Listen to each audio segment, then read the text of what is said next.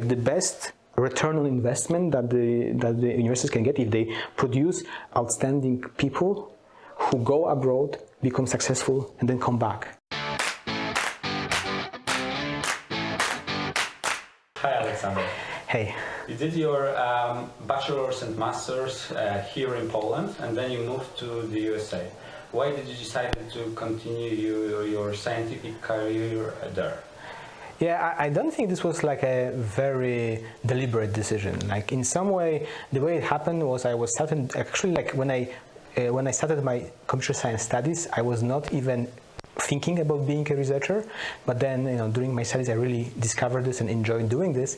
And then somehow like there was one of these days that it kind of you read some paper that you really like, and somehow in contrast to physics, which was another subject I also studied, kind of you realize that the people who wrote this paper, they actually are alive, and they not only are alive, they actually are teaching at the university in the US. And then you look online and realize that there actually is a way for you to study under their supervision. So it was like more or less like that kind of this idea came to my head, and then I kind of got intrigued by this, and my mentors at the university actually supported it, so kind of I just did it. It wasn't like much of like thinking, or should I stay or should I go? It was more of a kind of, this sounded like an interesting idea and a cool idea to try out. Also, I did not expect really that this will succeed, so it was just something I tried, and then once I tried it, well, then everything started happening, one thing after the other. Okay, so you just say that this was quite a coincidence that you decided to do it, but you could have another way. Actually, you could go, for example, to the industry. Apart from your postdoc at Microsoft Research, you didn't spend much time at the industry. Why did you decide to continue as a researcher? Sure. So just like one point is that even though my decision to go study abroad was not very thoughtful, like it was more of a spur of a moment, at least the initial decision, I think it was a good decision in the retrospect, and we can come back to this point later. But now about this kind of industry, versus academia, never-ending question. So first of all, beyond being a postdoc at Microsoft, which was more like a purely research position there, I also spent some time at Google Brain, and so it's not like I really did not spend time in the industry. It was more of a question of kind of priorities at the given moment. So in the US, unlike Poland, kind of this difference of industry versus academia is much more of a spectrum than like either or. These connections are much closer. And for me, what was kind of the reason why I didn't spend that much time in industry yet was just because the kind of research I was excited about was kind of like the better environment for this was in academia than in industry. So there is some of the companies like Facebook, Google, they really have like first-rate people doing like basic research, very interesting research. It's just the type of research they are doing, or the kind of this style of the research they were doing was not something that seemed to be too coherent with what I wanted to do at this moment, but it could change any moment, and I can easily imagine myself spending more time in industry. Okay, I see. Do you think that PhD was an important moment in your scientific career path, or for example, could a person contribute to the field, for example, without doing a PhD? Okay, so there are two questions. So the first one, okay, I don't think that the PhD per se was anything really important in my life. Again, this is a major point in your scientific career, where your career really starts. But this I didn't care too much about. What was, though, like a formative experience for me was pursuing PhD degree. So essentially, like once I went for this doctoral study at MIT, this is where essentially I really learned how to be a researcher, and how kind of all the most important things about being researchers were all of they congealed. So essentially, this was like an extremely important period for me that kind of formed me for the rest of my career, I think. But yeah, the PhD itself is just a degree. It doesn't really mean much by itself. And now, going to your second question, I don't really think that having a PhD or master's degree is a requirement or an important prerequisite for having impact in any field, not only deep learning. What I think is important though is to get certain maturity and sensitivity and certain training that essentially pursuing a PhD is the most natural way to get it. Okay, but I know plenty of people who actually never got even an, some of them didn't even get bachelor's degree. And they actually ended up being quite successful and researchers that did a lot of interesting work. So I wouldn't say it's about getting a PhD or master's degree, and it's not even about getting a PhD or master's degree in deep learning. I think actually I am also a bit of an outsider to the field, and I think that's actually a benefit. As long as you have the right attitude, a bit of humility, essentially, like you first learn the field before you say you do it better than everyone else. As long as you kind of understand that you are an outsider and you might not be aware of all the important developments, you actually can contribute a lot by being someone coming with a different perspective. Because in the end, science is about mixing different perspectives into new ideas.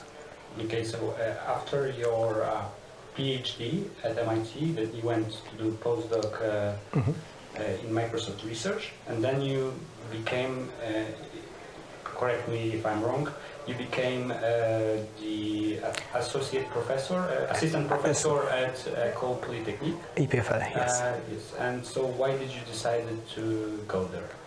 Well, it was an interesting moment, right? So there are some of these important moments in the academic career of a faculty is that, well, your first faculty job, right? And somehow among the options I had, this was the one that was kind of the least expected, but actually was the most intriguing one.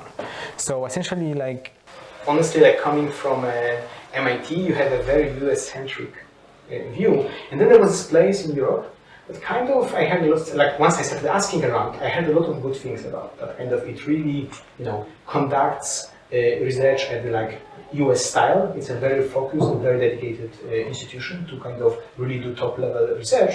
And then, I went there, I visited, I really liked what I've seen, and I decided to go there and give it a try.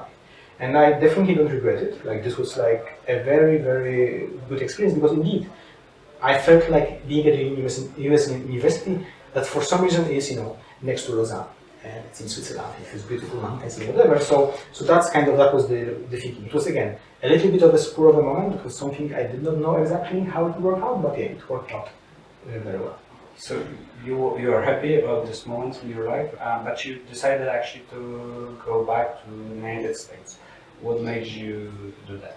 Yeah, so that's the kind of interesting question. So I actually really genuinely enjoyed my time at EPFL. Definitely was better than I could have hoped for. However, at some point I realized, again, my training and my most formative stage of my career was at MIT, and there was something about atmosphere at MIT in particular that was really compelling to me, really resonated with me.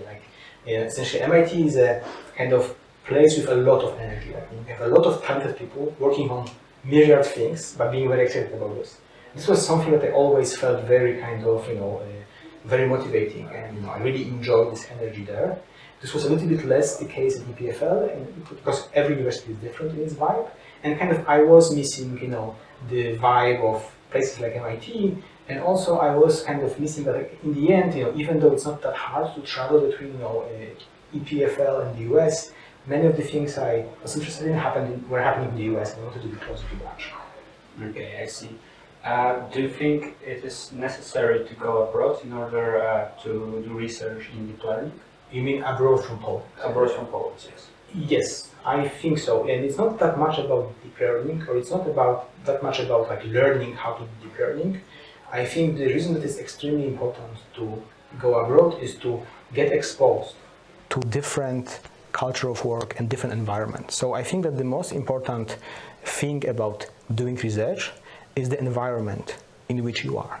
There is the saying that you are an average of 5 people you interact the most with, and you should always make sure that these 5 people are the best people that you could have. And so that's one thing. So essentially going to a top place in the US that exposes you where is the, how good can it be? How does the top research look like?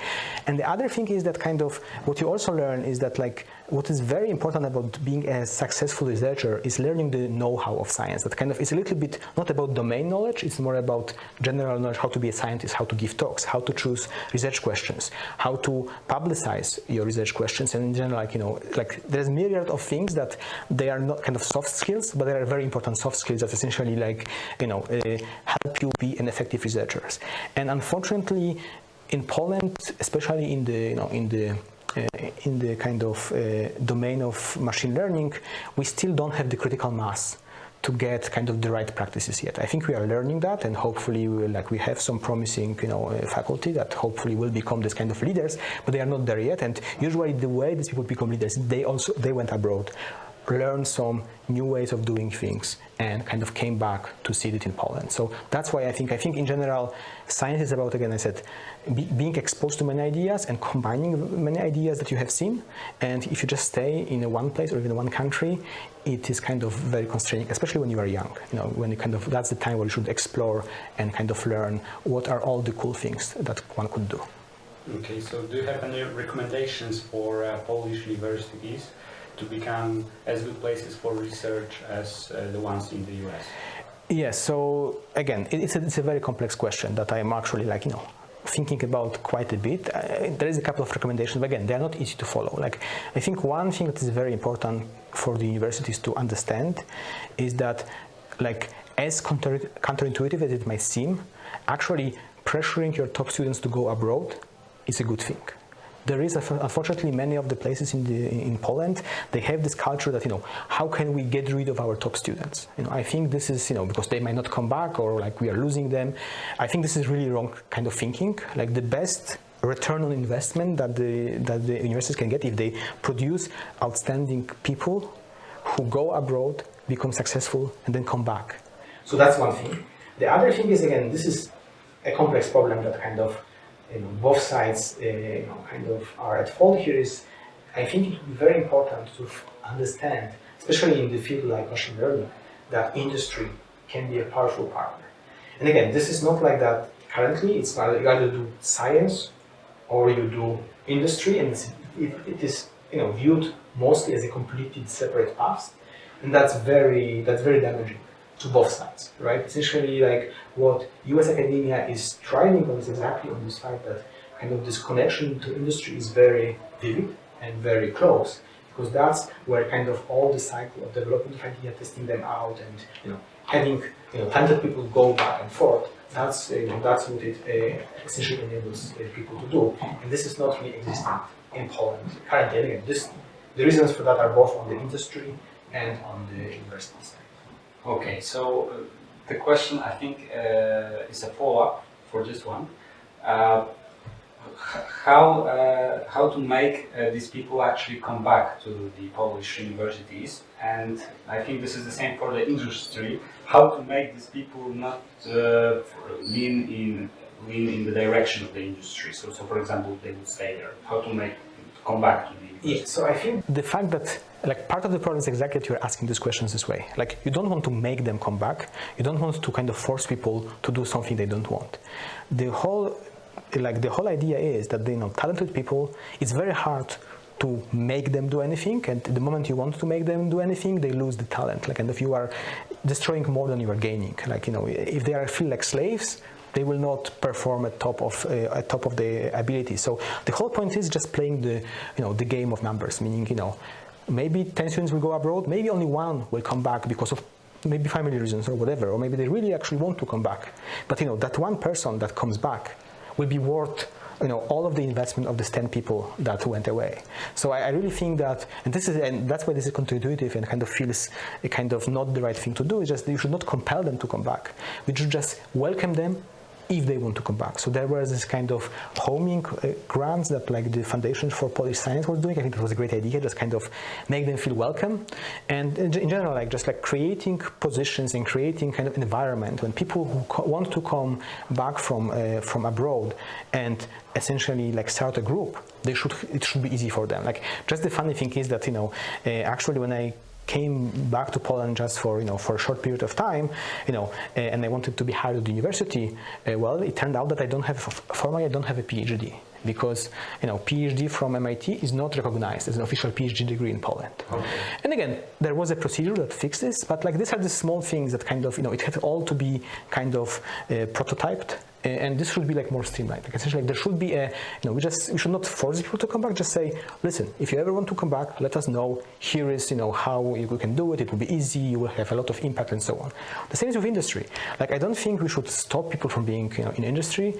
Actually, like the most successful professors I do know, especially more applied scientists, they went out. They founded a company. They were very successful. They were completely immersed into it for 2, 3, 4 years, and then they came back, and because now they felt, okay, I really love academia for different reasons. Now I'm ready to come back. I kind of did what I wanted to prove to myself in industry, and now I'm ready to kind of be again more of a professor. And in the US, you can really you can be on leave. And work at the company and then come back. Essentially, they understand that this is all part of the career. Like the career of a researcher is 40 years. You can't just really commit yourself to either or.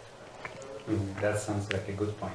I have another question. On your website, it is said that you don't accept student internships unless they are from MIT.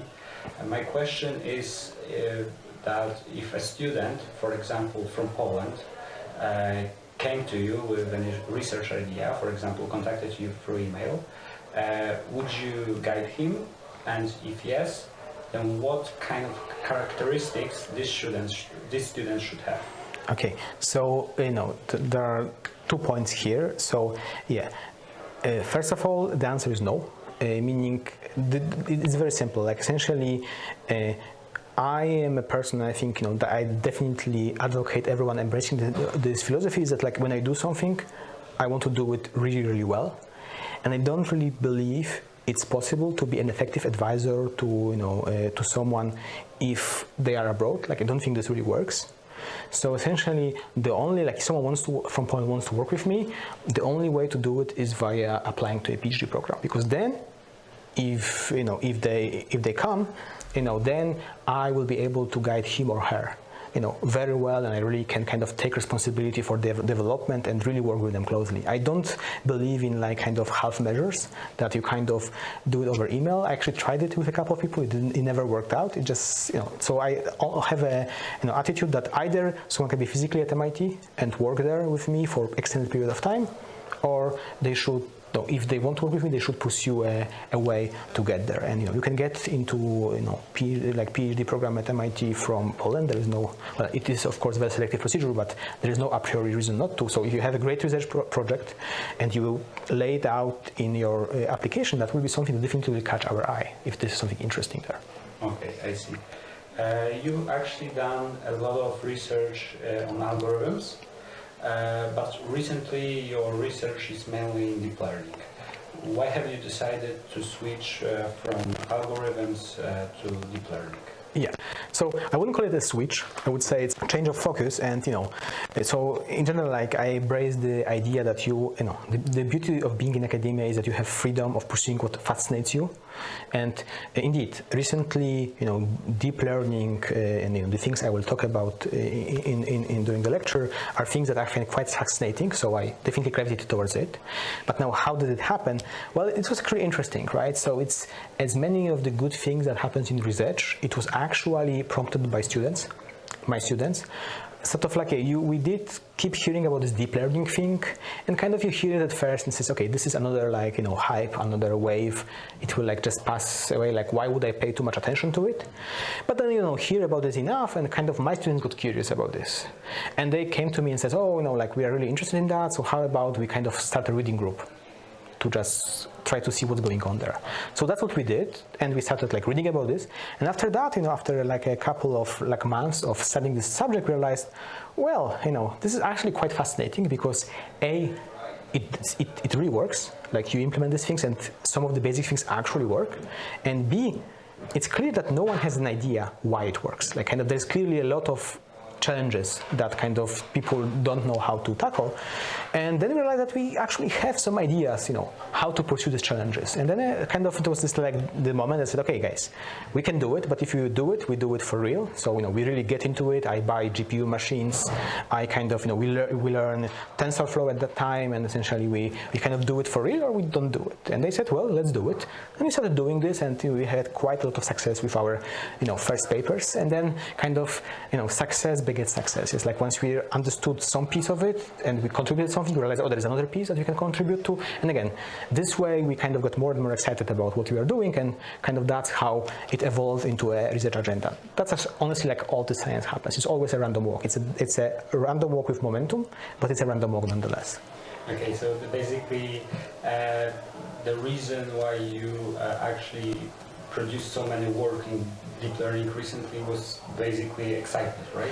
Yes. Or there were other reasons? It's excitement, but also, the culture of ML is that, so this is the mistake we did with our first work, where we like produce a long paper with a lot of appendices, because we wanted to look into everything, very kind of explain everything right away. And then we realized that actually like the way this field works is like it prefers to have like chop everything in smaller pieces. And that's essentially how this field communicates. So we kind of, we had a lot to say, but realized we had to chop it into smaller pieces, and that's kind of the result of it. But yes, we are definitely very excited about this, and we think that we have a lot of fun pursuing it, and yeah, we are quite productive. Okay, and my last question is, do you feel that deep learning is overhyped? Of course it is. It's like, how could it be not overhyped? But I guess the real question is it overhyped for good or bad reasons, right? Like in some ways, every new exciting idea that has impact gets overhyped. That's kind of human nature. And so that's totally fine. My worry is that this overhype might lead to bad outcomes. So I genuinely believe there is something new and very interesting about deep learning. We did not yet zoom in on what this thing is, but it is there. But now my worry, number one, is that in this excitement and hype over deep learning, we will kind of start deploying the solution too early on things that matter. And that might lead to a catastrophe, because the reliability is not there, the robustness is not there, and there can be some really negative consequences for doing this too early. And the second connected point is that after every overhyping comes underhyping. People get like, it is promising that it will like cure cancer and do everything overnight, and now it is not. So people say, oh, this is maybe not worth anything, and maybe we should just completely abandon it. And I wouldn't like this to happen. Essentially, like I think again there is a genuine value in some of the insights discovered there, and I would really hate it if we had another AI winter where all of this is discarded because now we just don't like it because it was overhyped. So it is overhyped.